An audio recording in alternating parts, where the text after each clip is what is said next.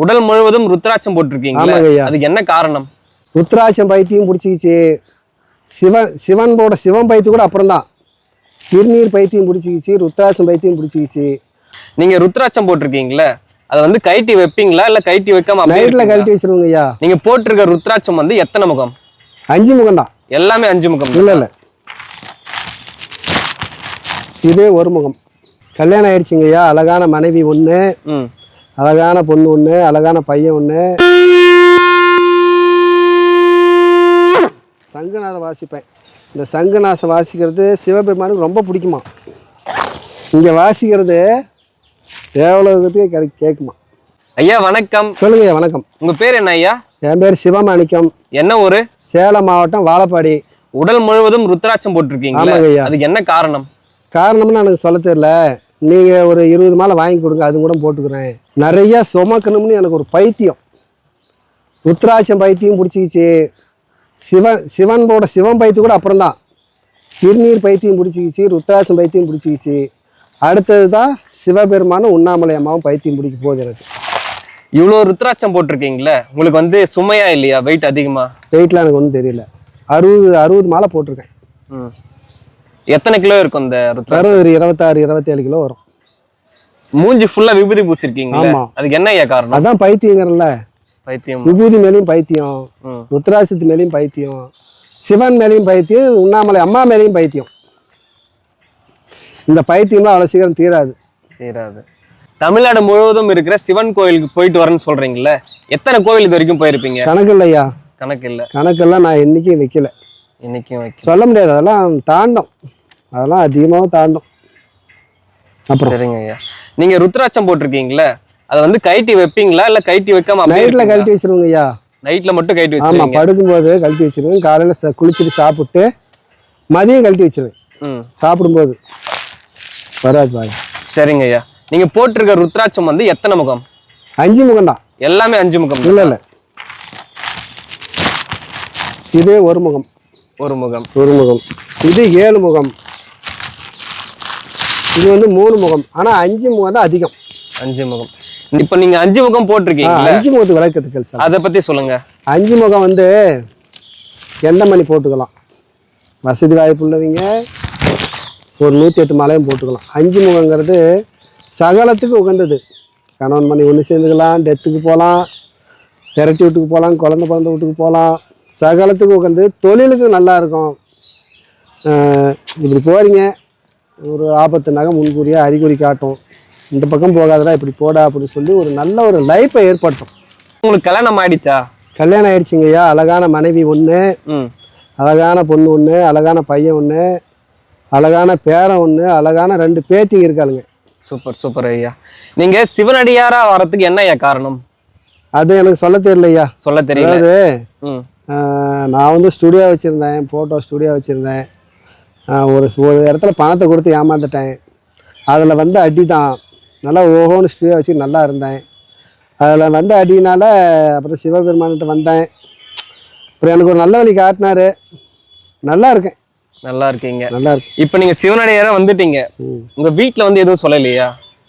அப்போ வந்து அவங்களுக்கு பிடிக்கல. நான் இப்படி இருக்கிறதெல்லாம் அவங்களுக்கு பிடிக்கல. அப்படியே கொஞ்சம் கொஞ்சமாக எல்லாம் சொல்லி புரிய வச்சு இப்போ வந்து எங்கள் மனைவி எனக்கு மேலே இருக்காங்க. நான் வீட்டை விட்டு வெளியே வந்துனாக்கா நான் மனைவியோடு தான் இருக்கேன். பொய்யெல்லாம் சொல்லக்கூடாது. நான் வெளியில் வந்துட்டாக்க டெய்லி அபிஷேகம் பண்ணுவாங்க. எல்லா அபிஷேகம் பண்ணி என்னோட 7 நம்பரை ஒன்றா இருக்காங்க. ஆனால் ஒரு ருத்ராட்சம் மட்டும் கழுத்தில் போட்டுக்க மாட்டேங்கிறாங்க. அது அப்போ எப்போ போட சொல்லுவாருன்னு தெரியல. அப்படிங்களா ஐயா? நீங்கள் எத்தனை டைம் கிரிவலம் போகிறீங்க திருவண்ணாமலைக்கு? எத்தனை முறை ஒரு மாதத்தில்? ஒரு மாதத்தில் பௌர்ணமிக்கு ஒரு ட்ரிப் வரணும், அமாவாசைக்கு ஒரு ட்ரிப் வரணும்னா இடையில ஒரு 4-5 ட்ரிப் வந்துடுவேன். ஒரு வாரத்தில் மாதத்தில் ஒரு 7 ட்ரிப் வந்துடுவேன்.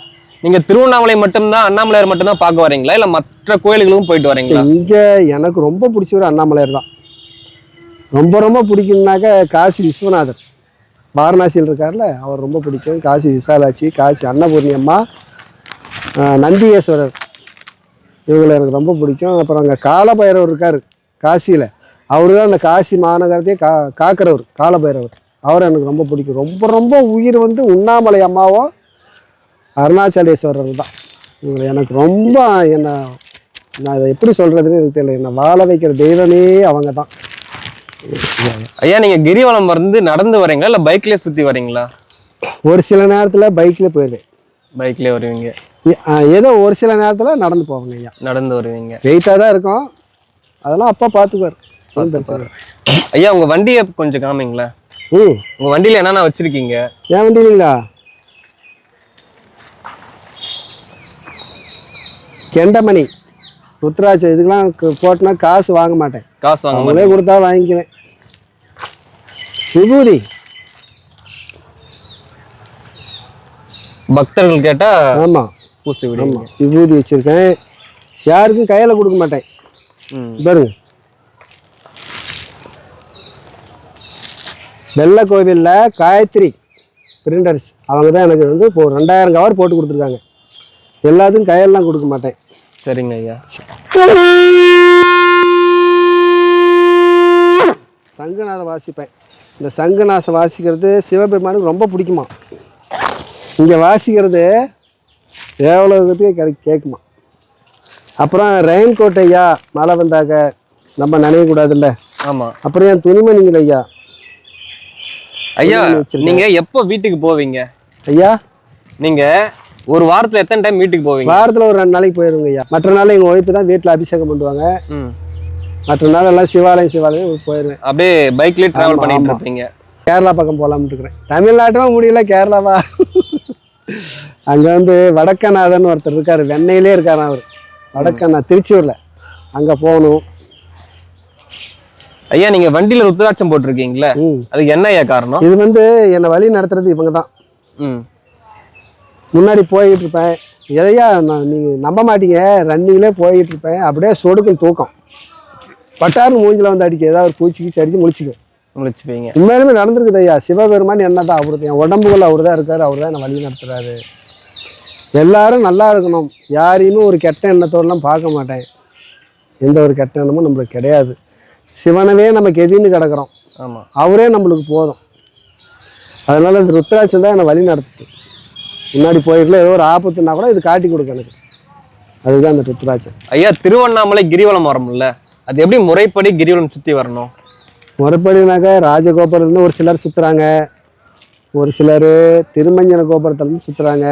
நான் வந்து முத இந்த திருவண்ணாமலைக்கு வரும்போது திருமஞ்சன கோபுரத்துலேருந்து தான் ஸ்டார்ட் பண்ணேன்.